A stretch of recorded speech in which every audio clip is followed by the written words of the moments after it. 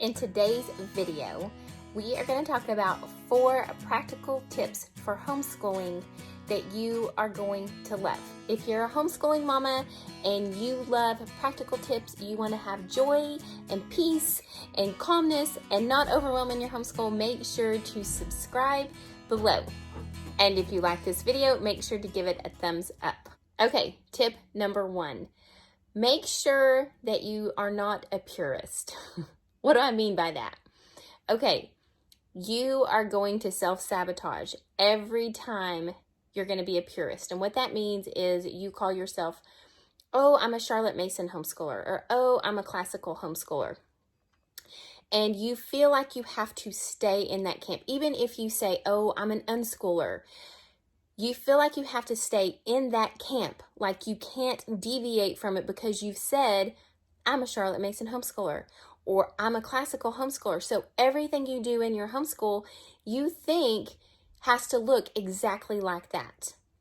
I'm giving you permission today to just go with the flow sometimes. Maybe you do Charlotte Mason, and maybe there's like a dumbed down book that, like for instance, a Magic Treehouse book that actually that helps your kid learn history in a fun way, that they liked it. Now, Charlotte Masoners would be like, I would never read a Magic Treehouse school book. But I'll tell you, my kids enjoyed that. But they also loved good literature. So be careful that you give yourself flexibility to do what's best for your family, and not just because the Charlotte Masoners said that this is the way that it needs to be done. Because for your family, it's going to look different, and I want you to give yourself permission for it to look different because, and to do what's best for your family, to even hear the Lord for your family and what you need, okay? Tip number 2 is not comparing yourselves to other families. Number 1, you have no clue what's going on inside of that family. On the outside, things could look amazing, but on the inside, not so much. They could also be stressed out, overwhelmed. You have no clue. I can look around. Sorry, my dogs are barking. But I could look around like Instagram and all these things and be like, okay, where was I? My dogs are barking. I had to take care of that. All right, so some families I know, they will be classical homeschoolers and they're doing this and that, and then they will pick up another curriculum to do. And us, you know, you may be thinking, man, I'm not doing enough. I need to be doing this, this, and this. Anytime you compare yourself. Okay, and here's the other thing. Let's say you meet an unschooler or a relaxed schooler and they are enjoying life, and, you know, and you're thinking, I need to relax and do that. Anytime you put on yourself, I should be doing this or I need to be doing that, you are going to feel so much pressure. And you're going to make decisions because of those thoughts so our thoughts create our feelings create our actions, and our actions create our results. So anytime you have the thought of, I should be doing this and they're doing that, it's going to create a feeling in you of, I'm not good enough. I should be doing more, right? Because you're thinking, I should be doing more. It's not good enough, unworthiness. And then you're going to create actions out of that you may be grasping, and you may be like, oh, I'm going to do this curriculum, and you'll buy stuff that you don't need because of comparison. So today, I just encourage you to love who you are, love the family you're in, embrace the type of homeschooler you are, embrace your personality, embrace your kids' personality, because that is what's going to be best for your family. And then you're not trying to create you're not in the action mode in this sabotaging, cycling, spinning, out of control thought process, if that makes sense. And number 3 would be, don't make your school look like regular school. I see so many moms who go get the desks and they go do this and they have to have this perfect schoolroom set up. Sometimes the best thing for your kids is just doing school on the couch. Just doing school at the dining room table.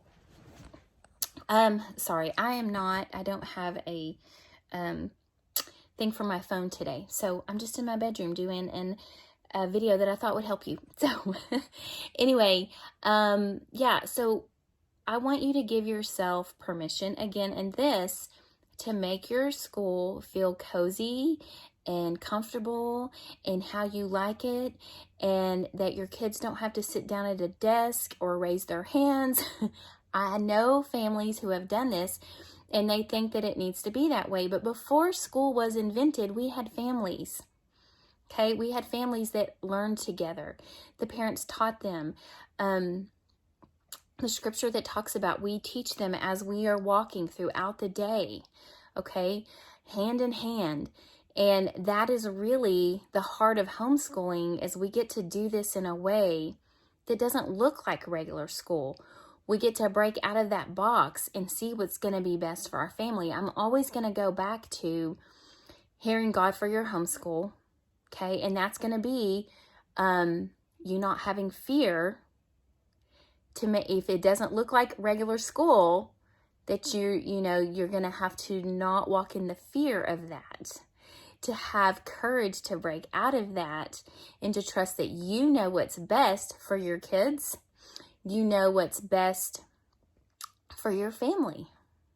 Okay, so if you're trying to make your school look like school, look at some ways that you can stop doing that and to make it more fun, because sometimes regular school isn't all that fun.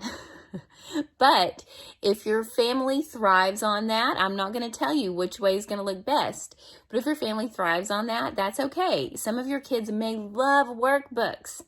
That's what, and that's okay. That's a part of school that it will look like regular school. So just, again, be courageous and brave enough to do what's going to be best for your family. Okay, and tip number 4 is don't think that there is a perfect curriculum that's going to be perfect for your family all the way through. Okay, I hear so many moms, I see so many YouTube videos, it's like, I found this curriculum and it's going to be the best curriculum and I'm going to do it the entire time that my kids are in school. No, I guarantee you they're not. And if they do, they're going to feel like they're in handcuffs. Okay, they're going to feel like, oh, I said this and now I have to do this. So I'm telling you right now, one year you may have a curriculum that works great. Another year you may not. As a matter of fact, when I moved to California, I lived a couple of blocks from the beach, and the Lord showed me to put my books up. And so I did. And you know what we did? That whole year we lived there, we studied low tides and high tides. And I prayed that God would show me things, and the boys things, that he would teach us and show us amazing things. And we would go to the beach and we would see stuff that people who had lived there forever wouldn't, because I know that I prayed and that God answered our prayers. So we found a 25-legged starfish one time.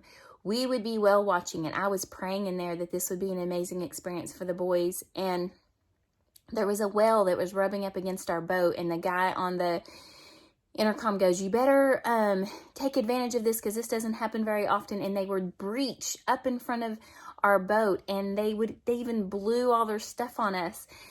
It was an amazing experience. So then we learned about the whales, we learned about the starfish. It was just, when we let go and we listen to God's voice and we are spirit-led, he delivers so many amazing experiences that we can't even imagine. One time when we walked to the beach, we saw a otter who had a baby octopus, and he was eating it, and there was a seagull trying to get it.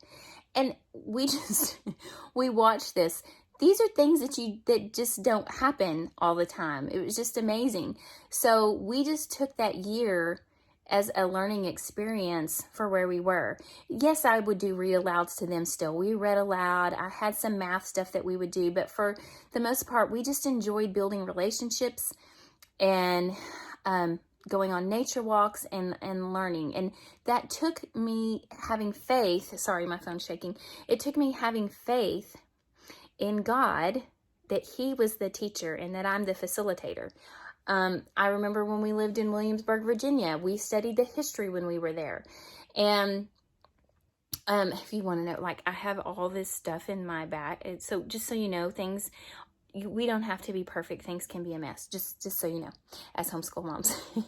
But I remember one of my boys, he loved history. So when we lived in Williamsburg, Virginia, we were at one of the historical homes, and one of my boys, it was Chandler, and he was my middle one, and he was walking back and forth on a step, and I said, "What are you doing?" And he was like, "I'm making sure that I stepped where George Washington stepped."